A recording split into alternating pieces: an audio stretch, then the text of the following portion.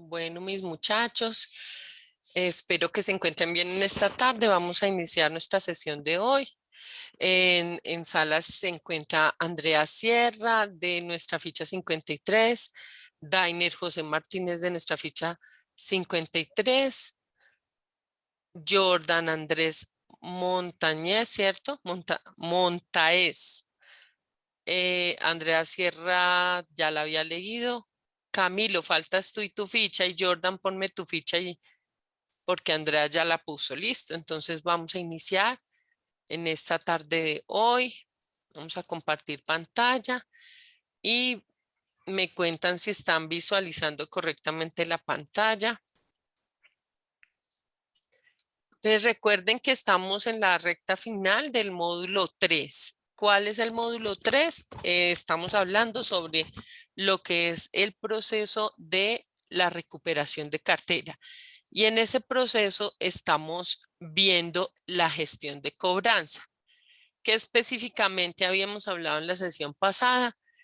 Habíamos hablado de las edades de la cartera, ¿cierto? Cómo se daba la gestión de cobranza, cuál era esta tipificación o clasificación, y ustedes habían quedado de estudiar el material de información de clientes deudores. Cuéntenme si alcanzaron a leer sobre el material y habíamos quedado para ver en esta sesión, o sea, acabar de repasar ustedes el ítem 3. Y para esta sesión y vamos a ver lo que son los hábitos de pago. Entonces, ¿por qué es importante desde el momento mismo de la fidelización? Cuando nosotros sentamos al cliente o el cliente, mejor dicho, se sienta con nosotros en esos primeros momentos, cuando llega a la oficina de la entidad de microcrédito y nos dice, llega con la curiosidad del hacer su microcrédito. Lo primero que yo les he venido comentando es que cuando llega el cliente, nosotros debemos desde un primer momento tratarlo cordialmente y con amabilidad, ¿cierto? Eso es lo que hemos venido tratando durante este tiempo. Hemos visto cómo estaba compuesto el SAR, cómo eran esos requisitos, cómo era la comprobación de la información y la verificación, ese trabajo de campo que hay que hacer muchas veces, cómo se hace el folder del cliente. Después vimos por qué era importante explicarle en el momento del otorgamiento del crédito, explicarle al cliente que debía estar al día y tenemos que comentarle. Les daba un ejemplo en la anterior sesión, aunque la voz estaba un poco perdida, aún me estoy recuperando como se dan cuenta, todavía está un poquito sentida la, la vocecita mía porque pues ustedes comprenderán que estos cambios de clima no es que ayuden mucho y uno pues conversando sobre las clases pues se le va. Alguien llegó, sale a Jennifer. Entonces, ¿por qué les menciono como ese recorrido de nuestra atención al cliente microfinanciero? Porque el hábito de pago es muy importante. Les comentaba que hace 8 días les daba un ejemplo, se los di con un cliente de vivienda que yo no sé si ustedes sepan, pero les recuerdo, los clientes de vivienda no pueden cambiar en sus créditos, no es de microcrédito, pero era un ejemplo que les daba porque es muy común pues la vivienda que tengan muchas personas. Muchas personas tienen cuenta de nómina de la vivienda, entonces por eso se los di de ejemplo. Pero las personas que tienen créditos con la vivienda no pueden hacer ningún tipo de cambio si no ha pasado el pago la cuota 6. Entonces, yo les decía ese ejemplo porque yo no sé si me están escuchando bien, sí, ¿cierto? Sí, señora. Bueno, yo les daba ese ejemplo, ¿por qué? Porque miren que la política institucional no es la misma para todos. Entonces, ¿por qué les doy el ejemplo? Porque el cliente puede tener una fuerza mayor, ¿cierto? Puede tener una calamidad doméstica o sufrió de un robo, ¿cierto? Entonces, digamos que en su tienda de barrio lo robaron y no puede cumplir con la cuota. ¿Qué sucede? Que nosotros siempre como asesores de ese cliente microfinanciero le debemos guiar. Si la política institucional de nuestra entidad microfinanciera dice que solo se pueden hacer cambios sobre el crédito después de la cuarta cuota, por ejemplo, pues nosotros desde un principio, desde que le estamos haciendo el otorgamiento del microcrédito, le vamos a decir, recuerde que usted puede hacer cambios sobre el plazo, la tasa o refinanciar, como lo llaman popularmente un retanqueo, después de la cuarta cuota de pago. Si va en la segunda cuota, si va en la tercera, recuerde que no lo puede hacer. Eso ayuda a que tengamos fidelización del cliente. Entonces, ¿qué se trata en hábitos de pago? Se trata de los buenos o malos hábitos, ¿cierto? Con que el cliente microfinanciero va a pagar. Serán determinantes para el otorgamiento o no de los microcréditos, pues ellos se podrán reflejar, por ejemplo, en las centrales de riesgo. Allí el cliente tendrá todo su historial de pagos con las diferentes entidades, tanto del sector financiero como del sector real y solidario. Entonces es bastante importante que nosotros cuando le estemos ya dando requisitos al cliente, le recordemos al cliente que debe tener un buen reporte en las centrales de riesgo y que eso lo construye en el mes a mes pagando oportunamente sus créditos. Siempre le podemos dar tips al cliente como, por ejemplo, recuerde pagar antes de la fecha. Es preferible que usted pague siempre su crédito, su microcrédito, antes de la fecha de pago. ¿Por qué? Porque esto le va a ayudar a tener un mejor comportamiento en las centrales de riesgo. Recuerden que nosotros vimos en el periodo del módulo 2 esa parte del comportamiento de las centrales de riesgo, de las centrales de información, la ley habeas data. Todo el sector financiero, el sector real, ¿cuál será ese sector? Recuerde que ustedes pueden también colocarse, ejemplo, en la parte de microcrédito de almacenes éxito, de la parte de microcrédito de un Flamingo, de estas entidades que dan, de estas entidades, no, de estos almacenes de electrodomésticos. Es decir, permítame un segundo. ¿Sí? Sí, pero espérenme un segundo, por favor. Qué pena con ustedes. Un momentico, un momentico. Ay, yo no les estaba compartiendo, sí. Ah, sí, sí, sí. Ay, no, no, no.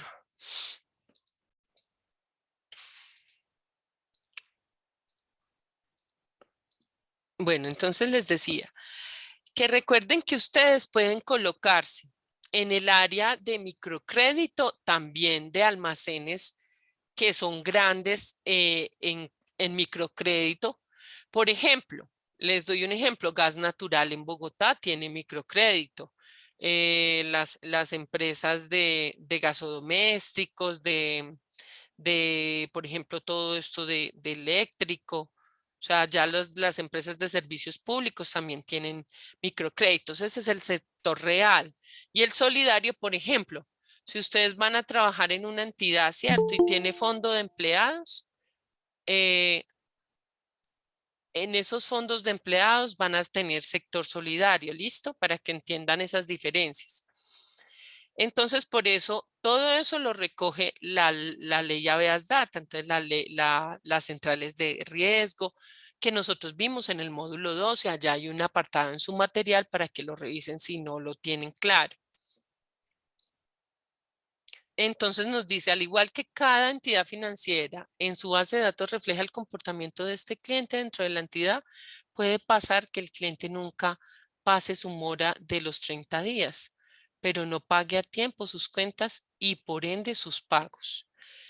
Esto es otro tip que le tienen que decir al cliente. Por eso les decía que un tip muy importante en su vida personal también, no solo para su quehacer en su contrato de aprendizaje y en su vida laboral, sino que puede que usted no se pase de los 30 días, pero si usted no está pagando dentro de las fechas de corte, usted está incurriendo en un hábito que no es un hábito de buen pago. ¿Listo?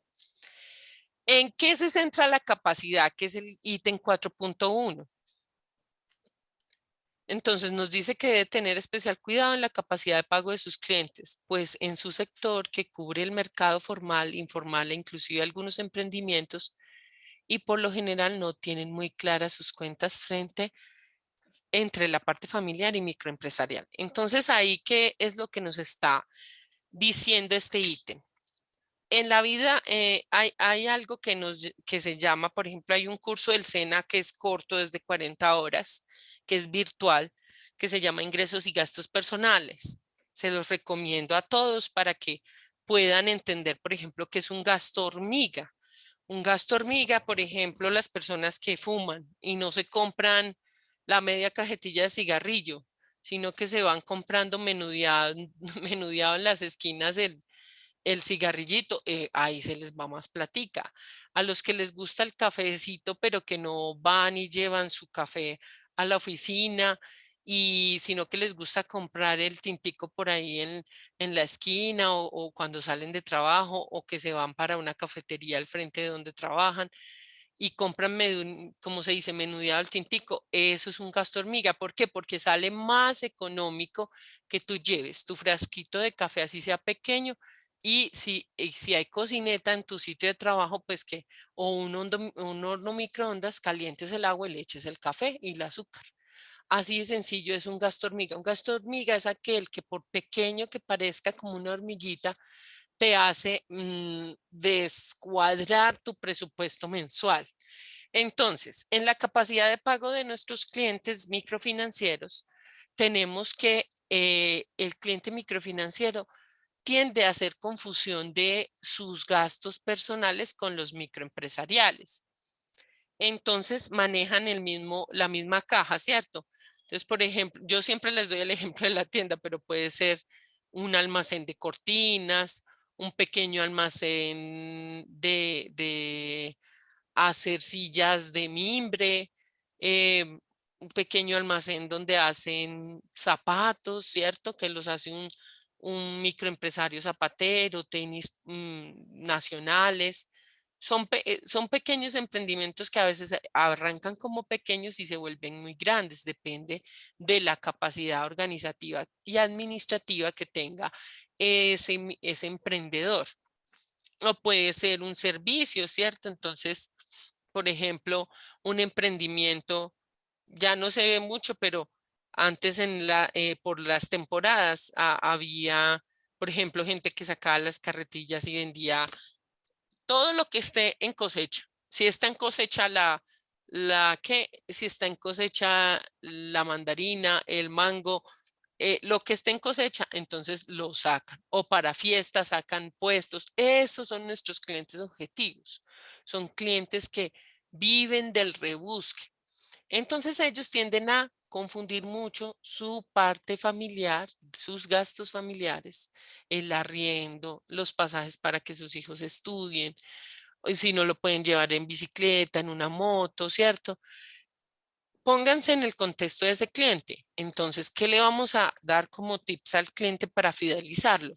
Le vamos a decir, mire, existe esta plantillita de Excel, la puede imprimir, inclusive podríamos incurrir en este gasto dando esa sugerencia en la entidad microfinanciera si no lo tienen, y creando como un planeador pequeño como estilo servilleta. ¿No han escuchado algo que se llama plan servilleta?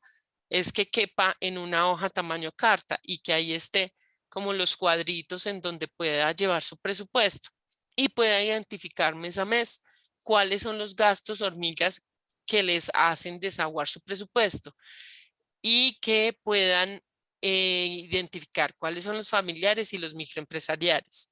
Así de fácil puedes ayudarle al cliente para que pueda organizar sus gastos y tenga sus cuentas claras y pueda identificar cuáles son sus gastos hormiga.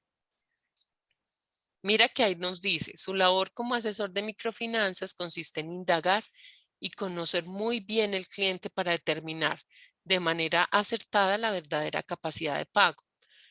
Entonces, si tú le enseñas al cliente, bueno, tengo ingresos soy un vendedor ambulante de carretilla de frutas y verduras de cosecha. y voy por el barrio, no sé, en Santa Isabel, en Bogotá. Voy por el centro vendiendo mi fruta. Entonces, yo me gano 5 millones al mes, pero mire que a mí no se me ve la plata, le dice el cliente. Entonces, ¿usted qué le tiene que decir? Bueno, vamos a ver cuáles son sus gastos.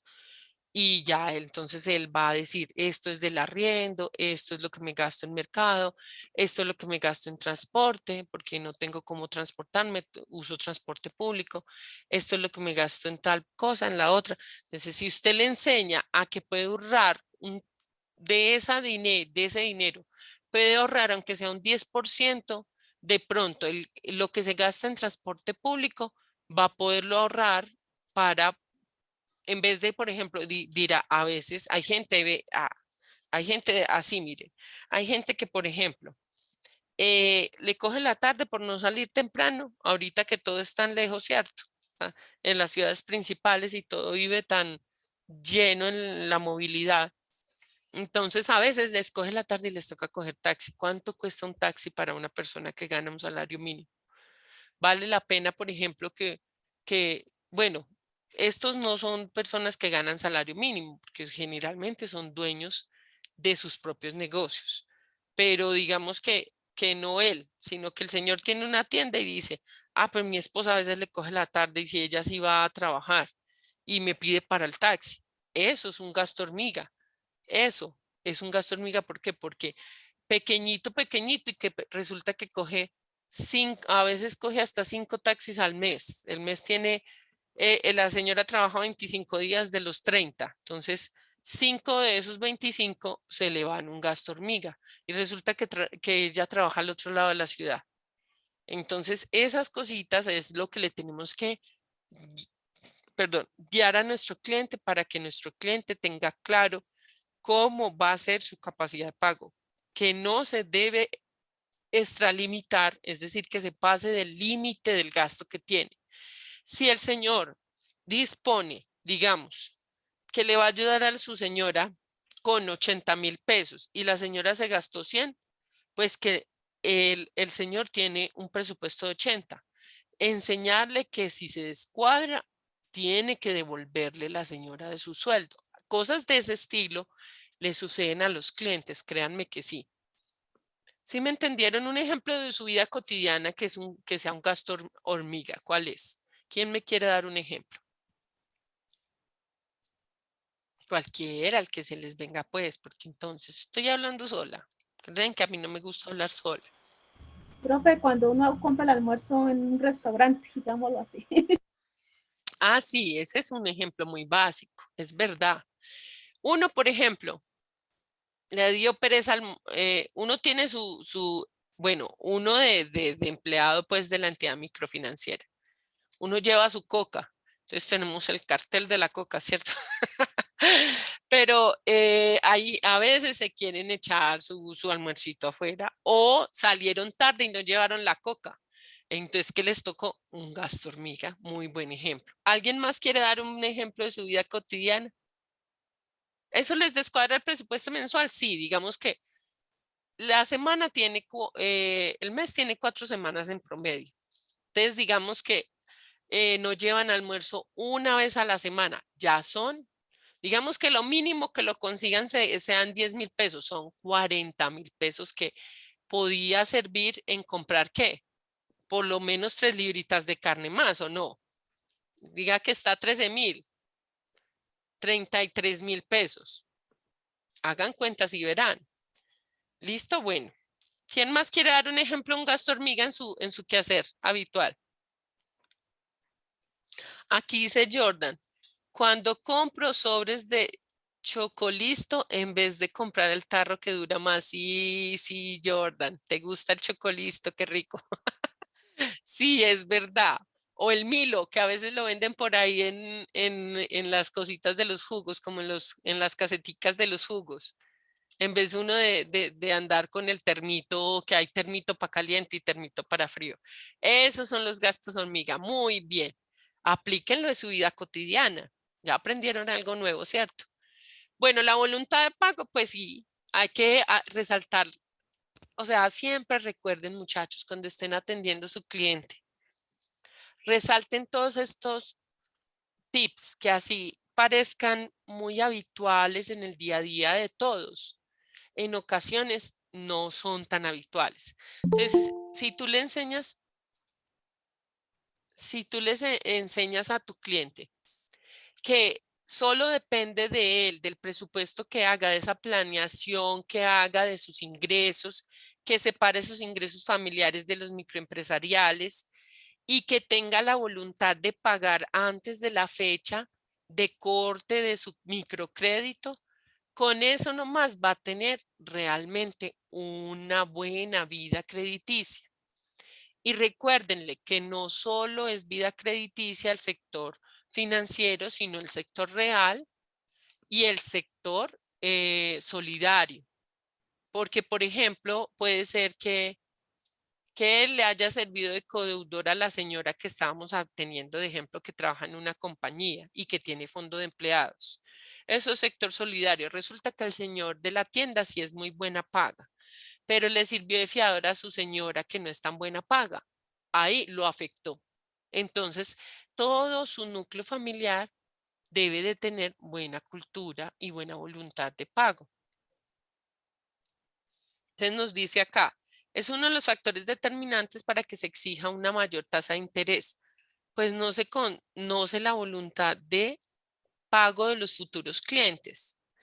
¿Qué pasa con el sector microfinanciero? Que en el sector microfinanciero apenas muchas veces como ellos no son economía informal, su historial crediticio es muy pequeño. Eso es otra cosa que ustedes le pueden guiar a los clientes cuando no tengan historiales crediticios. Les pueden decir, por ejemplo, usted puede sacar un gasodoméstico con su compañía de gas natural y lo paga juicioso, eso le va a dar vida crediticia. Puede sacar una tarjeta de crédito, por ejemplo, en Antioquia con EPM. Eso le va a dar, es que se llama Somos. Eso le va a dar historial crediticio.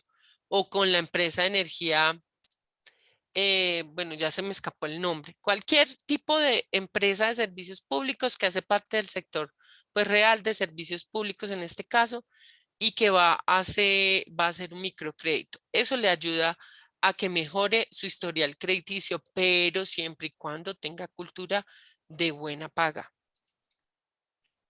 Entonces nos dice, cuando los deudores tienen un historial crediticio con un negocio establecido, es más fácil conocer la voluntad de pago por los hábitos que se reflejan, pero en los clientes que aún no han tenido historial es más complejo. ¿Qué pasa con eso? En nuestras entidades microfinancieras, vamos a ver que les van a dar inicialmente una tasa de interés mayor, o sea, más alta. Entonces, el valor presente del crédito se va a ver más oneroso en un valor futuro reflejado a cuotas en un futuro. Ejemplo, muy sencillo. Digamos que va a sacar un microcrédito de 10 millones de pesos, ¿cierto? A una tasa de interés, hagámosla acá efectiva anual. Entonces, vengan, yo les hago acá un ejemplo sencillo. Vamos a ponerla a un 30%. Su valor futuro, ¿sí? Pongámosle que ese 30% sea un año, ¿sí? Para que sea ejemplo básico y me lo puedan entender. Entonces, a un 30% de efectivo anual, por 10 millones serían 3 millones el año. Entonces, el valor presente sería del otorgamiento de crédito sería 10 millones y del valor futuro serían 13 a un año. Entonces, si fuera un cliente que tuviera un historial crediticio eh, con buen historial, que lo consulten en la central de riesgo y que el SAR, que es el comité quien determina la tasa de interés, entonces se dan cuenta que le pueden ofrecer a un, o sea, a un 20%, aunque ya las tasas de interés han subido mucho por la subida de las tasas de interés de la SEC de Estados Unidos. Eso golpea toda la economía colombiana y microeconomía. Entonces, créanme, están dando tasas de interés por créditos de libre inversión a un 29,9, que son muy altas. Y las entidades microfinancieras, si no conocen al cliente, pues aplicarán un estilo de esta tasa. Para terminar con la voluntad de pago, que es el 4.2, las entidades microfinancieras acuden a otros métodos para lograr conocer en algo de voluntad de pago a sus potenciales clientes y lo hacen a través de otras fuentes como referencias del entorno, proveedores de clientes, entre otros. Entonces recuerden cuando hicimos el trabajo que hicimos en el módulo 2, me disculpan que tengo la voz muy afectada. Recuerden que nosotros también le pedíamos en ese trabajo de campo, cuando estábamos haciendo la comprobación de lo que era la información del cliente, le pedíamos también las certificaciones de los proveedores, como las referencias comerciales con hábito de pago, se llama eso. Entonces usted le va a guiar a su cliente. Usted puede traernos para mejorar su tasa, puede traer, como usted tiene una tienda, usted puede traernos las referencias comerciales que incluyan, si usted tiene buenos hábitos de pago, usted puede incluir allí que la referencia tenga el hábito de pago con que usted cuenta con ese proveedor. Eso va a hacer que la tasa sea una tasa más favorable. ¿Me hago entender? ¿Sí me entendieron? Porque las tasas de interés cuando los clientes son muy nuevos son más altas que cuando no son tan, cuando no tienen, o sea, cuando no tienen historial crediticio son más altas de cuando se puede validar. Así no tengan historial crediticio, se puede validar de otras formas. ¿Listo? Todo eso influye en nuestro procedimiento de recuperación de cartera. Bueno, esta ley del consumidor financiero es que recuerden que a las entidades de microcrédito, ¿quién las vigila? Las vigila la Superintendencia Financiera de Colombia. Allí el consumidor financiero, todo consumidor financiero y toda entidad microfinanciera que tiene una defensoría del consumidor financiero, nunca lo vayan a perder de vista. Entonces, el consumidor microfinanciero puede ir a quejarse a la Superintendencia Financiera por prácticas abusivas. Ejemplo, que ellos, por ejemplo, una práctica abusiva que sería, ejemplo, que ellos quieran, que ellos entraron van a entrar, digamos que no han entrado, van a entrar en una cultura, no, perdónenme, van a entrar en un hábito de no pago. ¿Por qué? Porque lo robaron en su tienda y lo dejaron pues casi sin nada. Y él se dirige a nuestra entidad y no le quieren hacer, después de la cuota 4, digamos que ya pasó, que por la adecuación que tenemos de la normatividad a nuestra política institucional, decíamos en el ejemplo al principio que no podía modificar su microcrédito sino hasta después de la cuota 3, pusimos el ejemplo 4. Entonces ya va en la cuota 5 y nosotros por desconocimiento, digamos que somos aprendices y se fue la dueña del puesto a almorzar y nos tocó atender al cliente a nosotros y que nosotros por desconocimiento le dijimos, no, cliente, usted no sé, señor Juanito, usted no puede hacer modificación sobre su crédito. Eh, Intente hacer el pago usted mismo, o sea, inténtelo sin refinanciarse, sin que nosotros le prestemos ninguna modificación a su crédito. Eso es algo abusivo. ¿Por qué? Porque el cliente está viniendo a nosotros y está diciendo que necesita hacer algo para no incurrir en mora. Entonces es mejor que nosotros sepamos aplicar la política que tenga nuestra entidad microfinanciera al momento de asesorar al cliente. Si no estamos seguros, vamos y revisamos la política institucional de la entidad donde vamos a ir.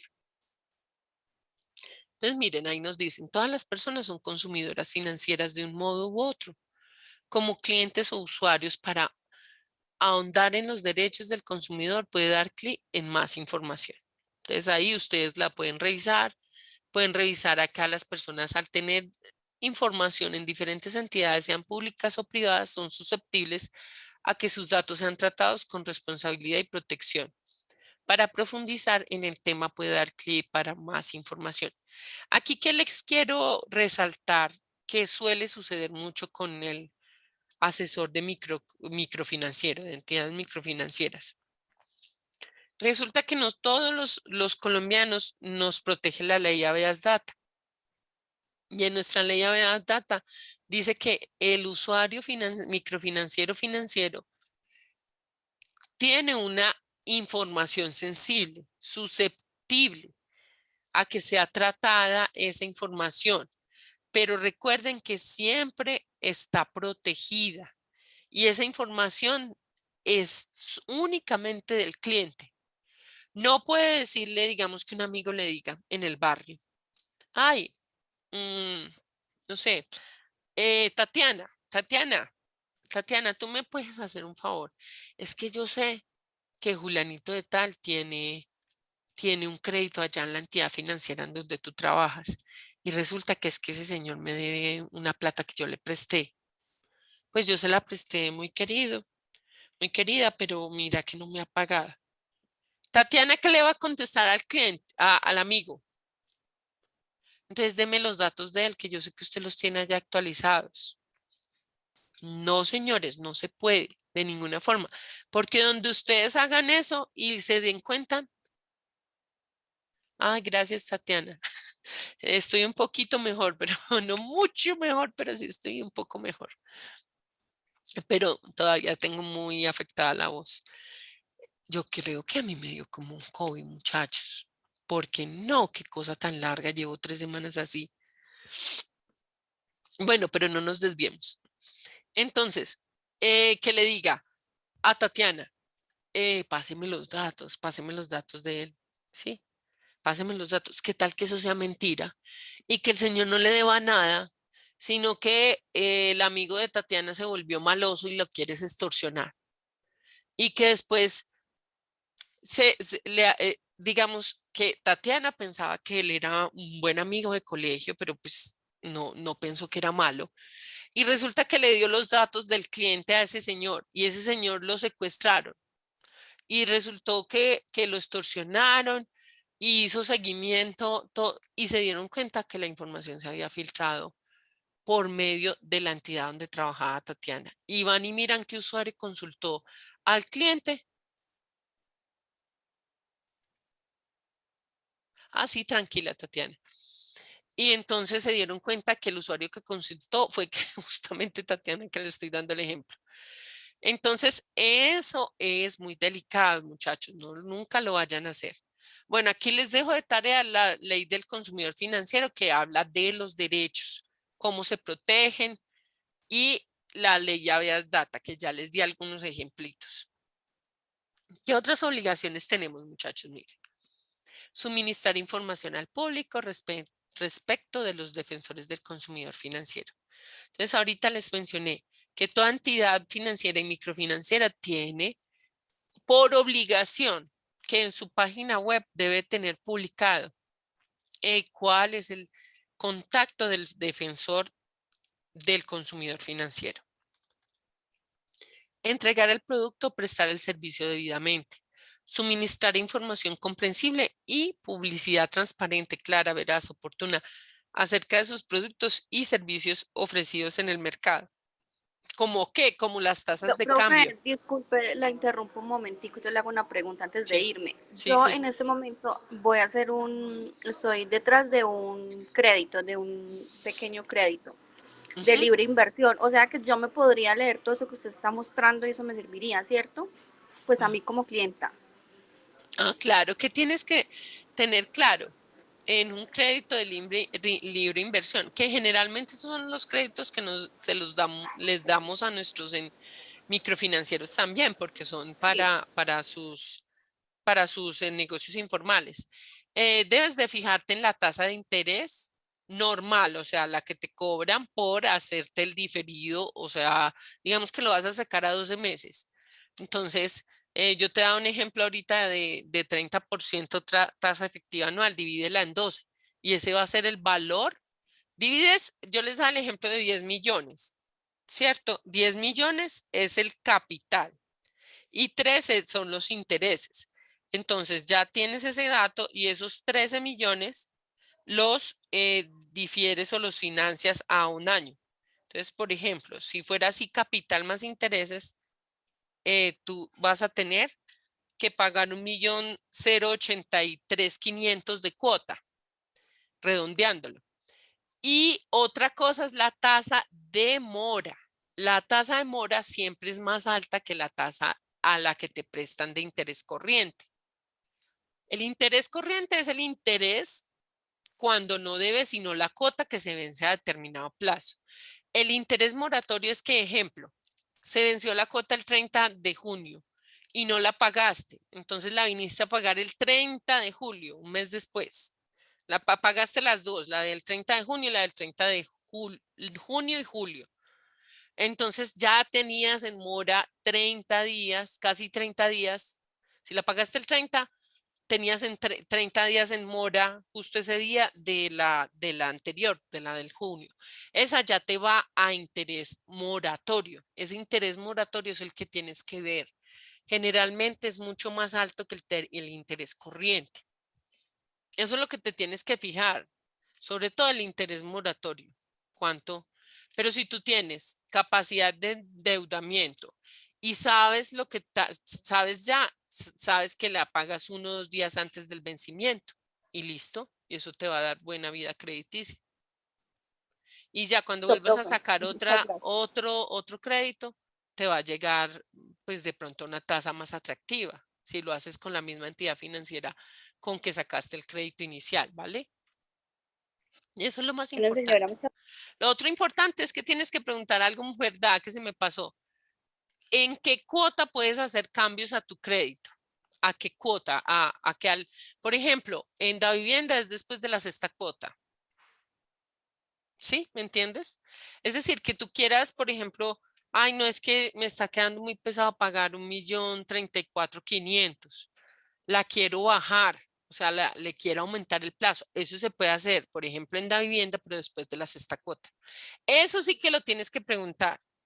O sea, realmente eso es lo que tienes que Ay, no preguntar, lo sabía eso. Vea, voy a averiguar eso mejor entonces. Muchísimas gracias. porque tú ya te planificas a que esas 6 cuotas las tienes que tener sí o sí, porque ya después de eso sí vas a poder hacer una modificación al otorgamiento del crédito inicial, se llama eso.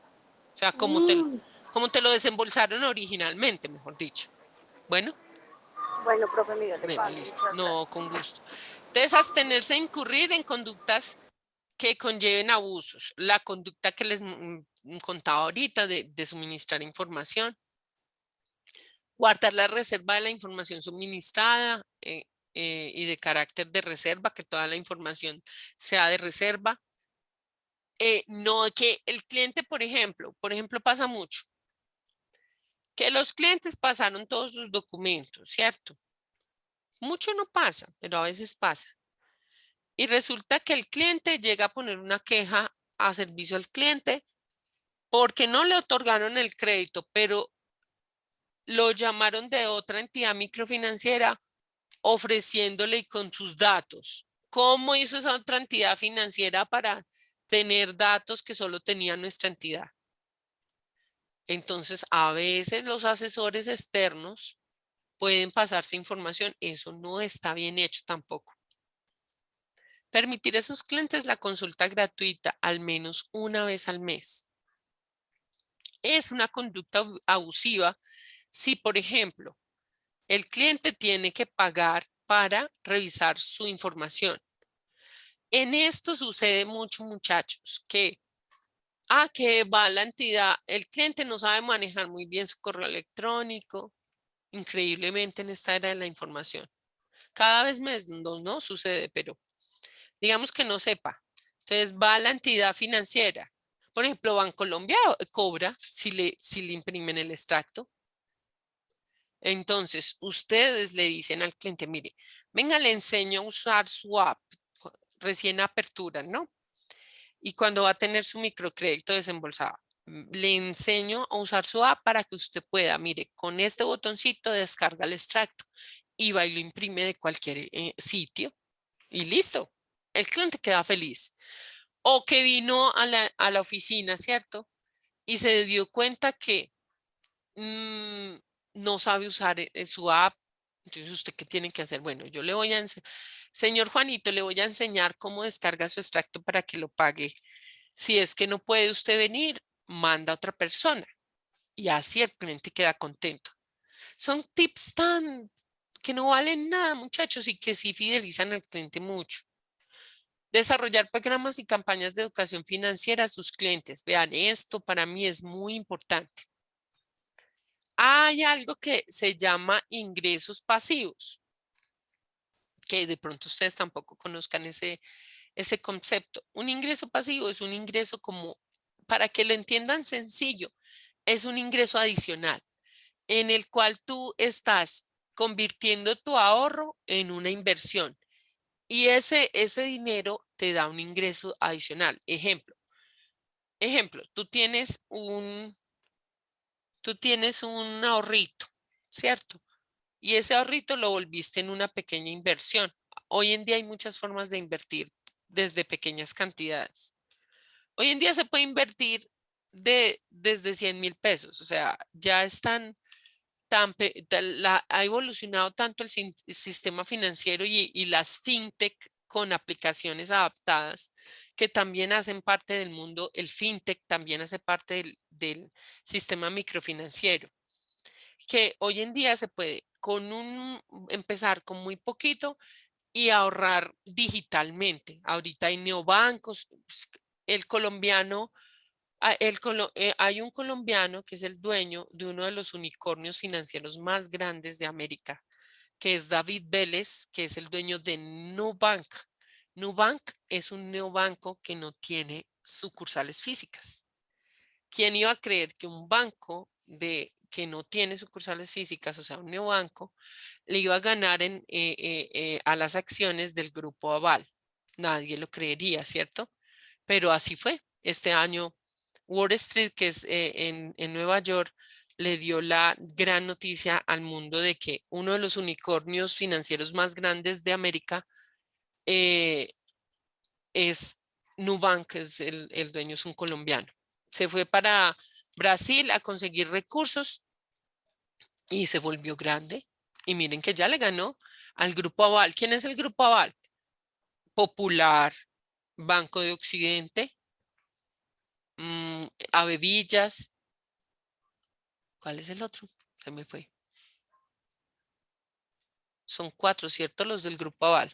¿Quién sabe? A ver, ¿quién me dice? ¿Ninguno? ¿Sí sabían eso? ¿Cómo se llama el banco? Neobanco se llama. Neobanco. No, pero ese es un ejemplo de que el mundo digital hoy en día es mucho más fuerte inclusive que los bancos tradicionales. Y hay muchas aplicaciones que se llaman fintech, app de fintech financiero tecnológico. Entonces ustedes deben de buscarlas que sí sean pues reconocidas, ¿no?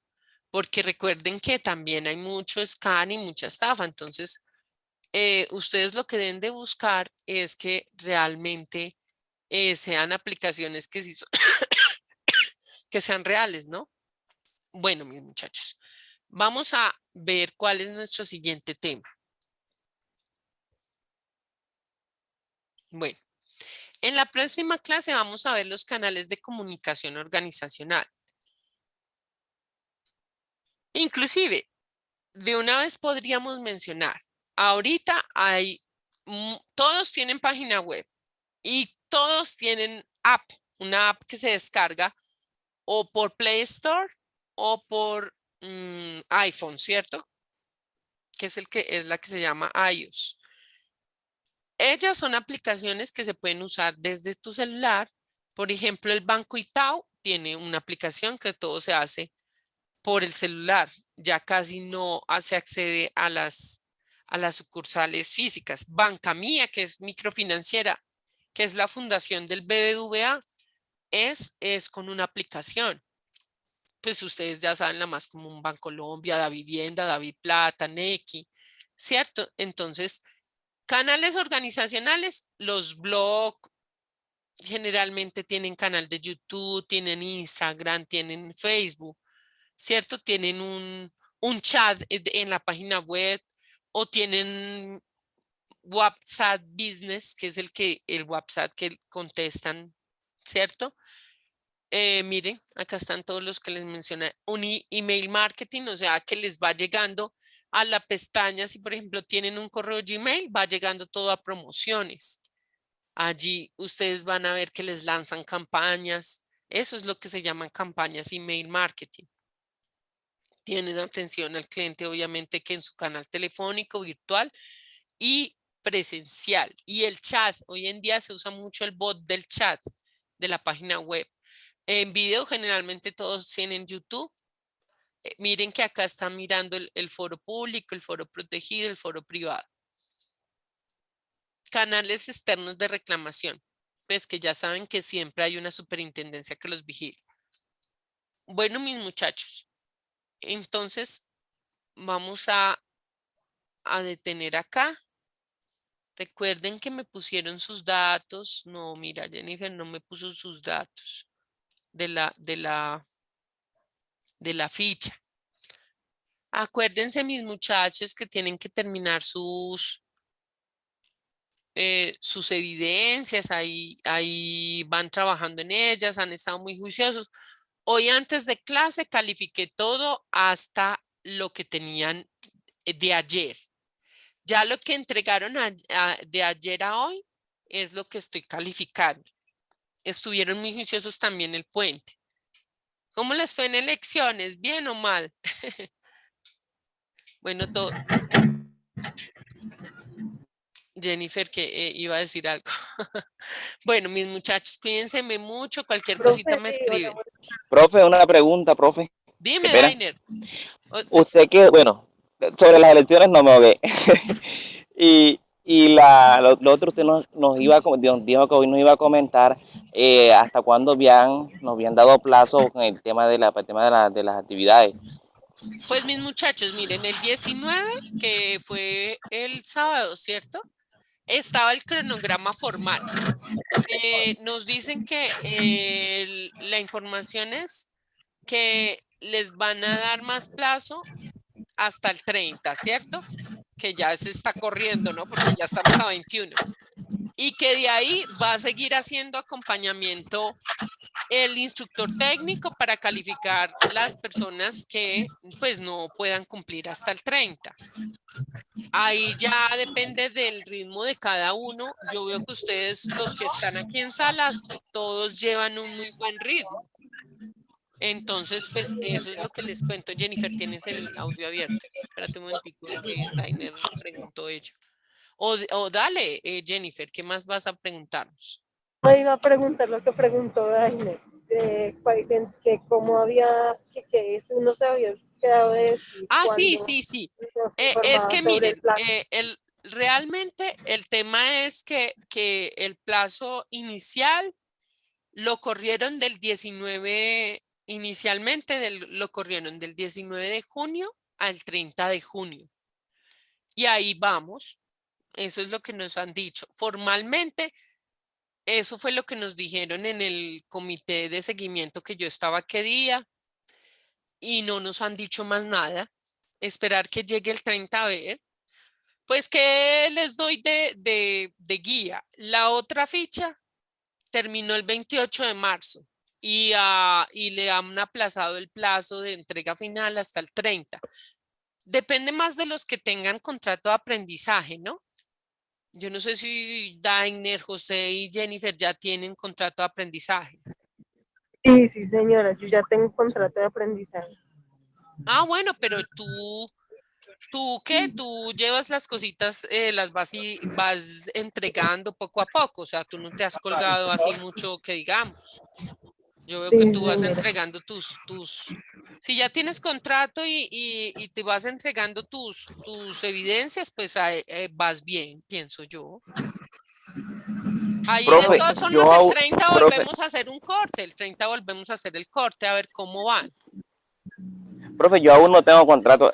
Me he postulado como 4 veces como 4 veces y nada. Pero espérame un momentico.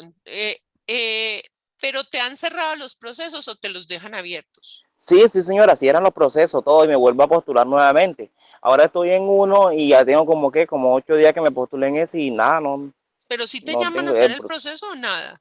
nada. El problema es que, o sea, me postulé, después dice que que el proceso fue cerrado. O sea, ya me puedo seguir postulando en otras. ¿Y O por sea, qué no pasa, o será, sea, es que por Dainer? acá, ¿Será que no profe, te están es que, llegando es las que, invitaciones? Mira a ver el correo. eh, pro- o sea, yo es que yo siempre reviso y yo entro todos los días a la plataforma, pero es que yo digo que acá, o sea, en mi departamento es bastante complicado, o sea, salen una que otra y eso ahí cuando yo me voy a postular, o sea, digamos, sale 1 hora y yo me postulo a las 3 horas y hay 15 ya se han postulado 15, entonces yo digo que, o sea, pues seleccionan, yo digo, a los que se inscriban primero, pienso yo. Pero nada, o sea, eso es lo que me preocupa, porque imagínate, si a ese ritmo como voy, quién sabe cuándo irá a empezar esa etapa productiva. Sí te va a tocar estar muy pendiente porque como dices que hay tan poquita oferta en tu sector y no estás dispuesto a trasladarte por ahí cerca. No, pero ¿cómo? Con un salario mínimo, con menos de un salario Sí, mínimo. sí, profe, a mí no, incluso sale, o sea, las que han salido es en la capital, a 5 horas de donde yo vivo. Ah, ¿Tú dónde imagínense, y vives? ¿En Córdoba? yo vivo no, en el Magdalena. En el Ah, Magdalena. Y digamos, y siempre me postulo y también siempre reviso en el Cesar y sale en Valledupar, que está a 3 horas donde yo vivo, o sea, y para yo trasladarme de pronto a una ciudad donde con un salario o sea, de de 750 750 mil no, no te pesos, da. no, o sea, imposible, imposible. Eso es lo que, o No, sea, a mí me pues queda porque no difícil. Y le... yo quiero, qué pena, y yo dime. quiero, o sea, hacer mi trabajo productiva digamos, en una empresa, en un banco, porque así aprendo más que hacer de pronto más que hacer otra cosa. Entonces, me es ¿Y qué preocupante, pero bancos bueno. están ahí? ¿Qué bancos están donde vives? Está Crescamo, está Fundación de la Mujer, está Banco Agrario, pero no salen, o sea, no salen ofertas. Pues las que han salido, ¿cuáles te han salido? Las Han que has salido, logrado. digamos, o sea, me he postulado en unas microfinancieras, digamos, en Santa Marta, en una microfinanciera, pero, o sea, demoró como 15 días en el proceso y después dicen, no, el proceso fue cerrado y ya, o sea, hasta ahí quedó. Ya van 4 con esto. Bueno, Entonces, yo creería que le puedes comentar al señor Duarte, que es el que maneja acá aprendizaje, a ver qué se podría hacer. De pronto él te puede ayudar, ellos que manejan cierto, esos sí, aplicativos porque, generalmente. oye, de ver, porque la verdad, o sea, sí me gustaría, o sea, hacer mi tarea productiva en un banco, pero, o sea, es preocupante, a mí me preocupa porque, bueno, porque Pero acá mira que son es que muy eso no poquitas, depende del profe. SENA, sino del sector productivo. ¿Sabes qué es lo que Sí, pasa? sí, así es, Es que de así es. todas formas, mucha gente estaba esperando que pasaran las elecciones. El sector productivo estaba como congelado, porque todos estaban esperando qué pasaba. Y no creas que solo en el sector financiero, en todos los sectores. De pronto ahorita se mejora todo nuevamente. Vamos a ver qué pase. Sí. Yo de Tienes que todas estar formas muy voy a decirle, pendiente. le voy a escribir al señor ese que usted me dice, a ver en qué O me por lo menos pueden le colaborar. preguntas a ver cómo te puede colaborar, exacto. Porque es que eso no Ok, depende profe. ni de Sandra, eso depende de la aplicación de aprendizaje. Bueno, y Jennifer ya me había preguntado, bueno, mis muchachos, cuídense mucho. Feliz tarde. Y una Nos última vemos. pregunta Sí, señora. Ay, esto sobre ocurrió. unas bitácoras que me preguntaron hoy. Para solicitar esas bitácoras tengo que hablar con quién. Te preguntaron en tu empresa, En una empresa que se llama Prove Express en Siberia, hacia Cota. pero tú trabajas ahí con un contrato de aprendizaje. Sí, señora. Ah, bueno, Sí, ellos me sacaron mira, por ahí. eso es Y con yo Sandra, eso les sí es dejé con mi nombre. Sandra. Tú la encuentras ahí en territorio. Mira, te muestro, espérame. Ay, Sandra, espérame que no me haya así. sacado. Un momentico.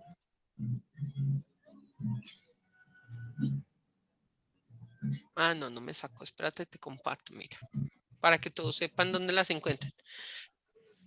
Entonces ahí en evidencias, espérate, cierro todo esto. Tú le das acá todas las ponderaciones. Y ahí en la parte de arriba van a encontrar unas que son de color verde. Les voy a mostrar una ficha que ya está en etapa productiva. Espérenme un momentico para que miren ustedes. Acá. Miren, esto se visualiza así, miren. Pero sí se las tienen que pedir a Sandra. Evidencias.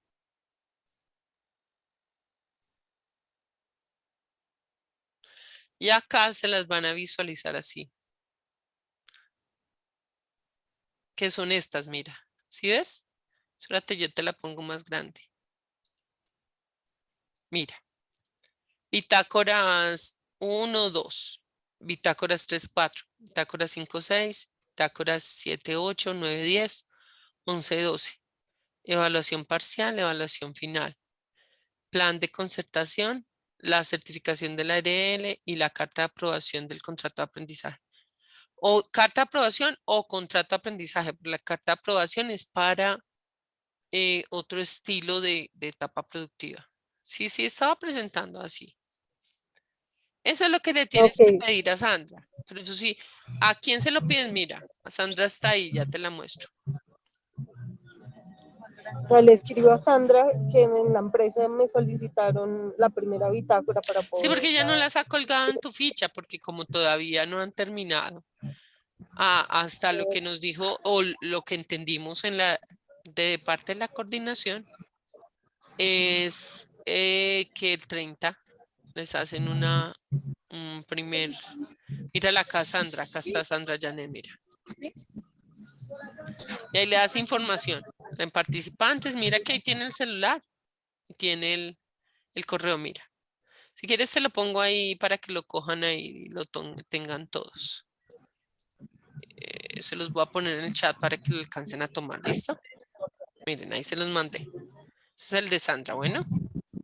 Mis muchachos, Sí, cuídense mucho. Voy a parar la grabación. Espérate, yo paro la grabación. Por favor, que es que no me está dando la parada de la grabación, no sé por qué. Ya.